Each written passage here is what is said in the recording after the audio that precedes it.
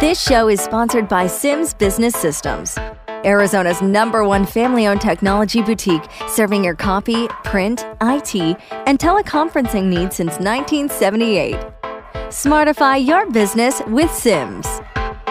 Hello and welcome to Exposing Entrepreneur Secrets. This is Shawn Sims Bradford, your host, and this is the show where we uncover the secrets to the business owner's success.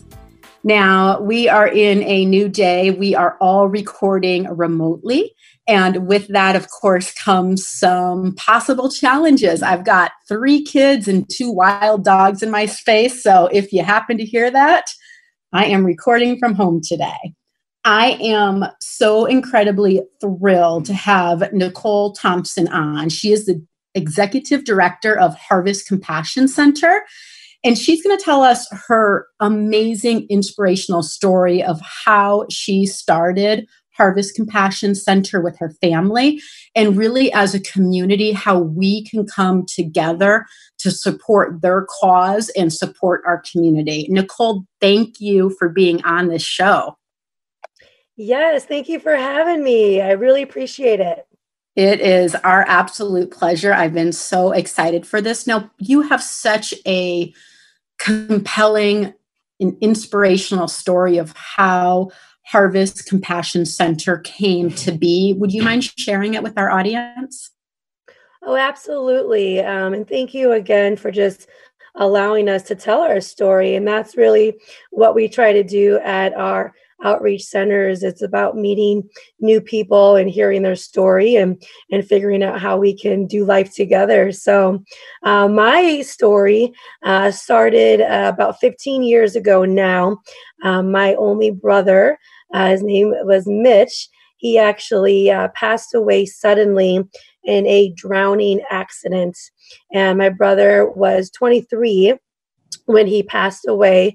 And me being his only older sister by a couple years, and my parents, of course, having news like that when you lose a loved one very suddenly and unexpectedly, your life changes, your world, is turned upside down, and you really slowly have to figure out what your new normal looks like.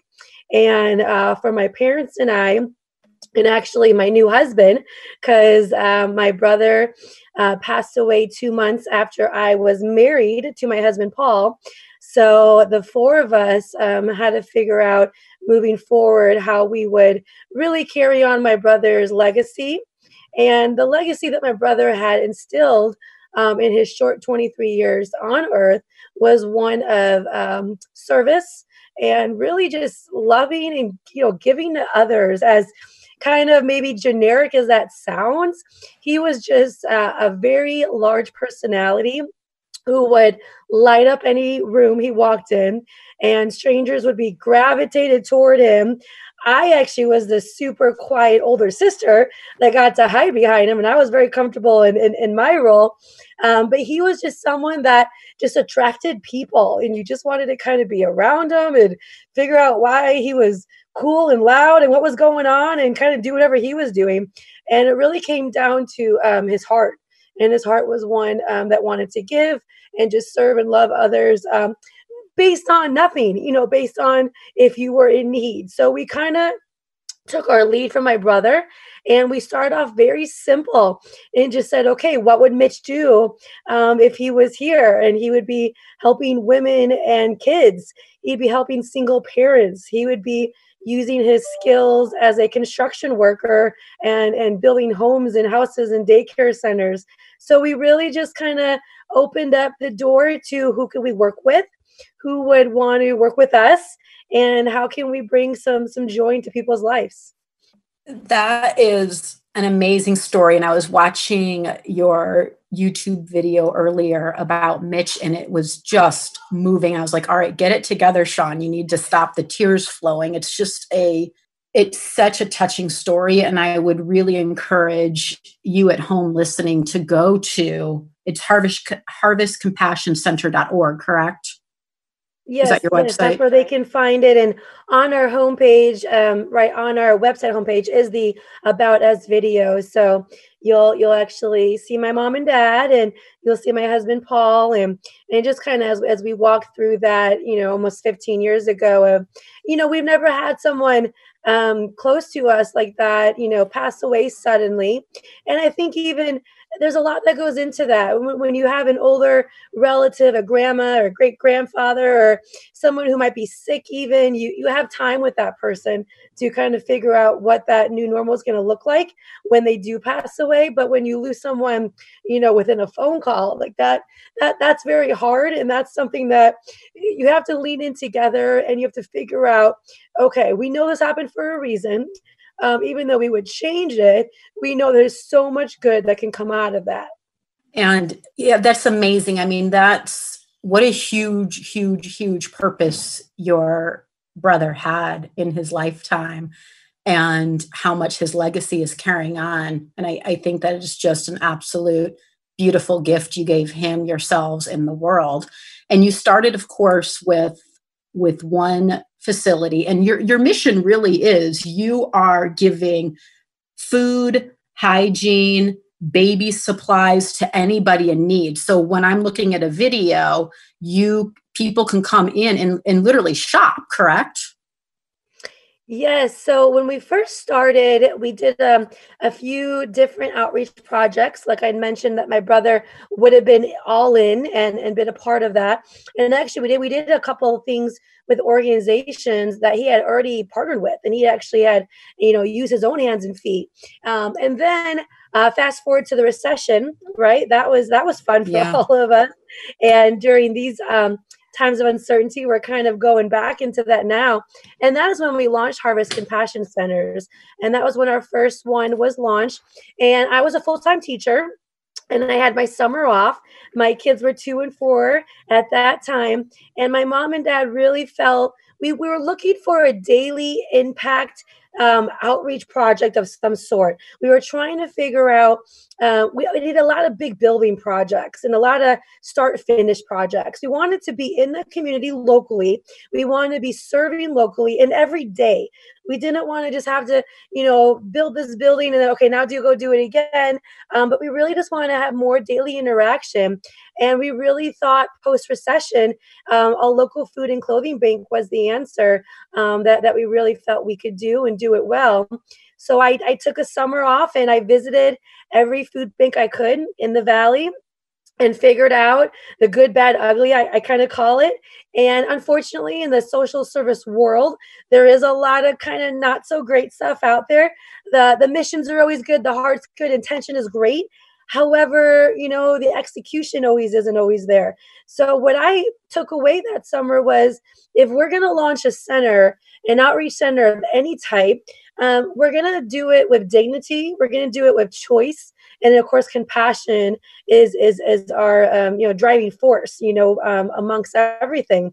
So our solution was to open one-stop shopping experiences that essentially are food banks, but we want to take the food banking world, turn it upside down, and really create mini marts and clothing boutiques that are upscale, and that we're never going to choose. When you walk into our door, we're not going to tell you what to eat. We're not going to pre-pack a bag for you or tell you what to wear or what type of shampoo that you should use for your family or your kids. There's no dignity in that. We want to make sure that every client that walks in gets to choose their own groceries, and we don't know them. What do you want to have for dinner, right?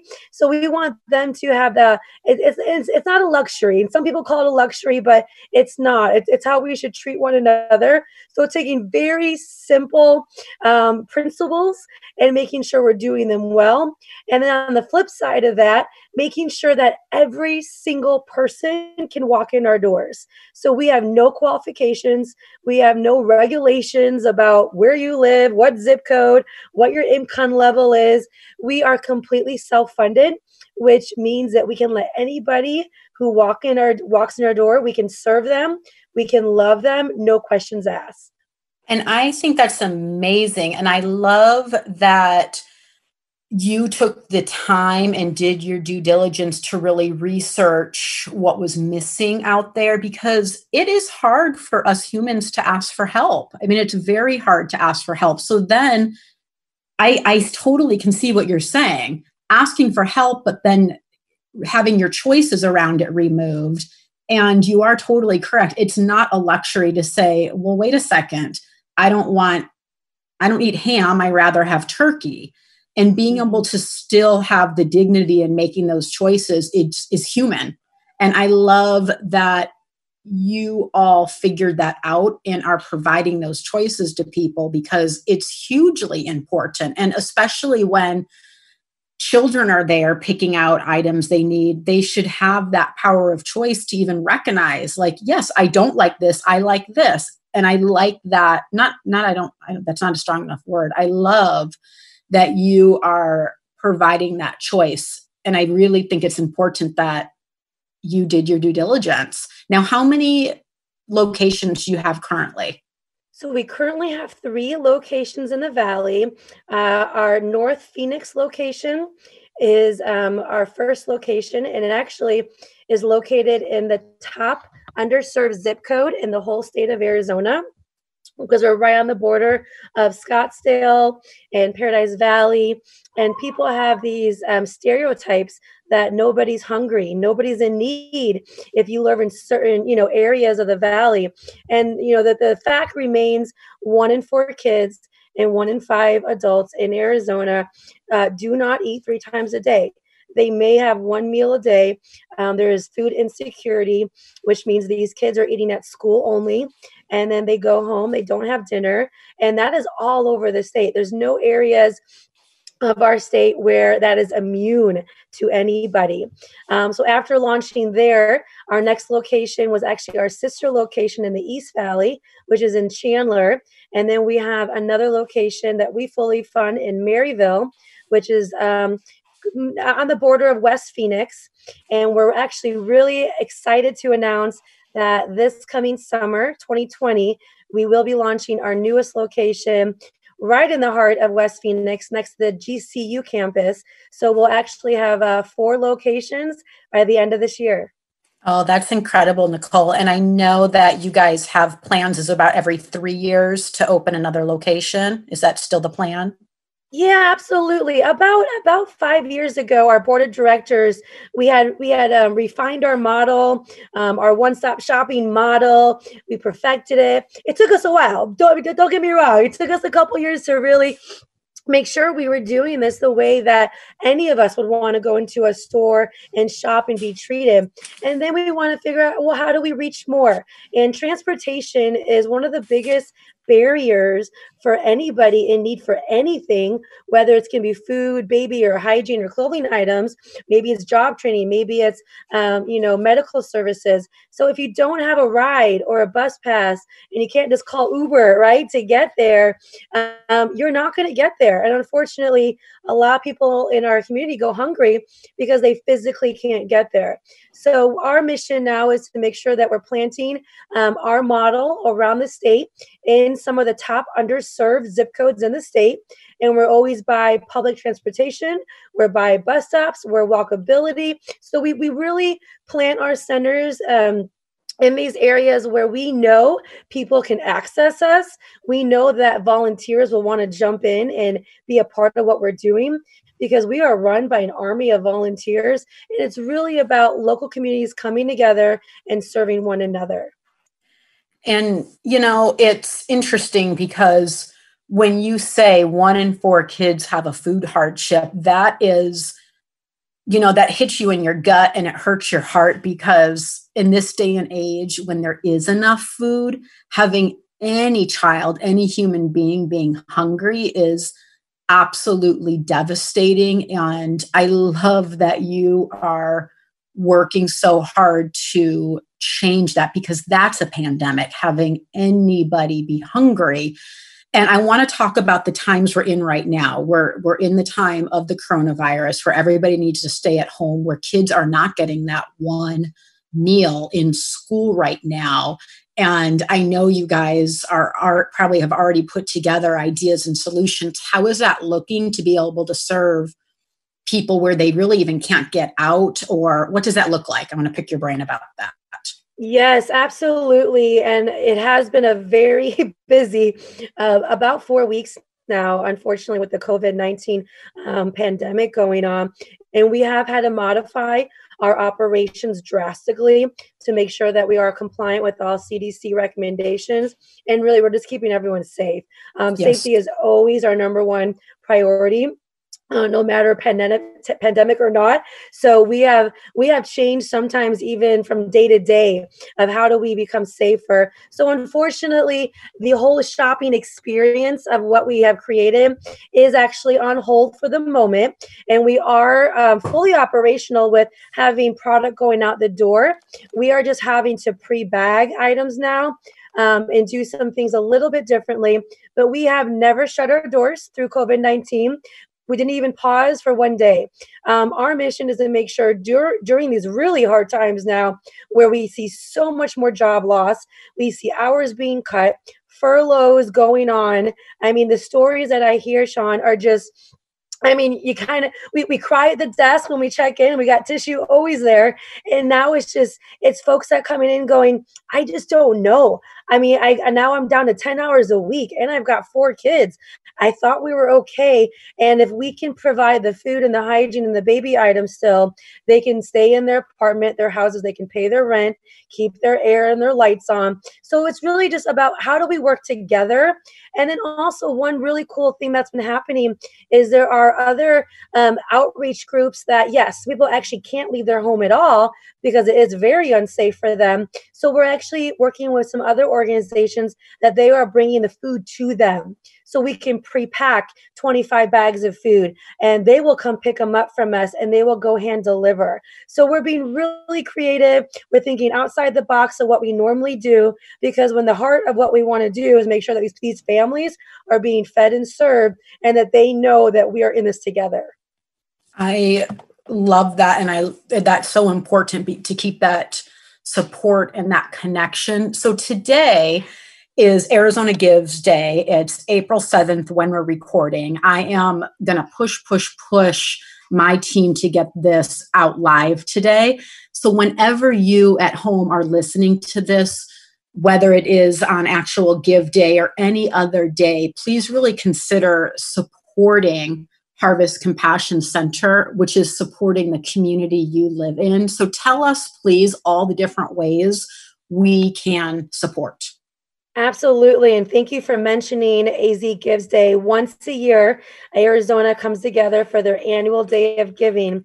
And so if you are able to jump on April 7th, go to azgives.org and you can type in Harvest Compassion Center. We are a partner with them and we are raising funds through their site today.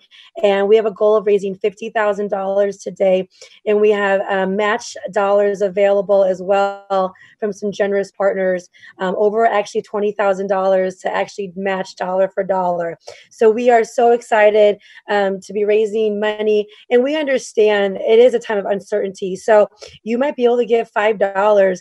Please know your $5 will be double to 10, and every single dollar makes an impact. There is no gift that's too small. We've had kids put up lemonade stands and, and they pull in $50, and it's awesome because we have 5-year-olds raising money because they know they want to feed other kids in their neighborhood who need it right now. Now, if you happen to catch this after the 7th of April, go to our website, please, harvestcompassioncenter.org. And there is also a donate tab, and you can give any type of gifts on our site year round. I do want to mention that we do qualify for the Arizona State Charitable Tax Credit. So you can give up to $400 and $800 of your state taxes, and you will get 100% of that back.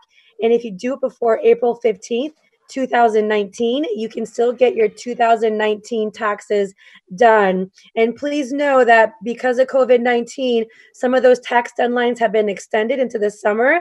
For the charitable tax credits in all areas, they have not been extended. So April 15th still is your due date for that. And then also, we don't really want to encourage you to do food drives or clothing drives right now. But in the future, when everything goes back to normal, we want you to encourage that. But we do want you to, clean your closets out, because right now everyone is at home. So go through your closets, and all of our clothing for our boutiques is all gently used from the community. And all of our centers are accepting all donations right now of your clothing. We have a drop-off system in place where you don't even have to get out of your car. You can knock on our door, get back in your car, and we will unload for you, give you a receipt, and send you on your way. And we launder and clean every single item that comes in. So we are disinfecting, we are cleaning, and we are still staying safe. So we want to make sure you do that. And then the other really important way to get involved is to volunteer. And yes, even during COVID-19, we do need volunteers. We have scaled back dramatically. Usually we have about 100 volunteers a week running all of our centers. Right now, that's maybe looks like about 20 volunteers a week, but we still need volunteers. We are a small staff. I say we're small and mighty. We're a staff of 4, but we are a volunteer army of over 1,500 volunteers who come in, sacrifice their time, and volunteer annually. So on our website, again, there is going to be a Get Involved tab, and you can fill out the volunteer application there to see how we can get you into one of our locations. Thank you for all that amazing information.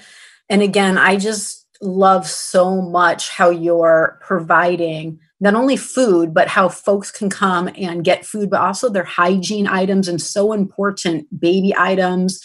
And I love that you're laundering and disinfecting the clothing. That's also really, really important. I didn't know that piece of it. Thank you for doing Well, if you go to a store, are you going to get, a dirty shirt? I mean, these are like simple things, right? So Yes. Again, like whatever you want to wear, that means whoever that comes in the door, they want to wear that nice shirt. And of course it has to be clean.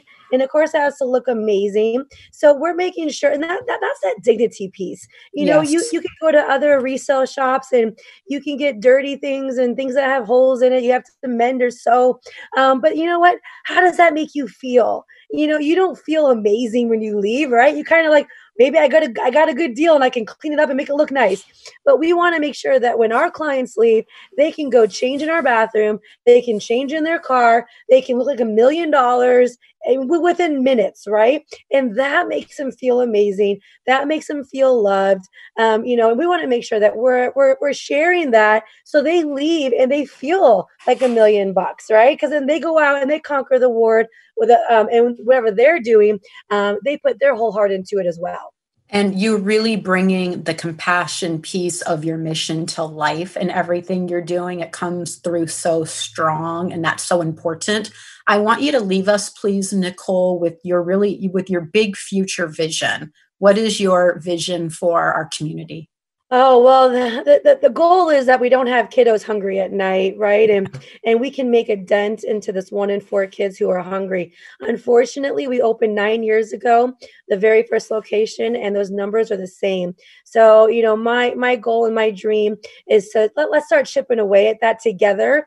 We are not, come to us and we're the best. Oh, absolutely not. We are here to be an amazing community partner with every other organization, church, school, small, big business who is out here to really love our neighbors. God has given us so much to be thankful for. We are so blessed, like you mentioned, as a nation. And let's go ahead and make sure that we can continue to serve our neighbors one family at a time and make sure that they know that they are loved and that there is real hope. Thank you. Thank you for spreading that hope. Thank you for being such an active part of our community. And I'd really like to encourage you listening at home to log on to harvestcompassioncenter.org and get involved. Let's all together make a dent at making sure kids are no longer hungry, because it's just not okay. Thank you so much, Nicole, for sharing your story, for your mission, and for everything you're doing. Oh, thank you so much. And thank you to all your listeners. We so appreciate it. Our pleasure. To all of you listening, thank you. Please like and share and follow us on iTunes, and we'll see you next time on Exposing Entrepreneur Secrets.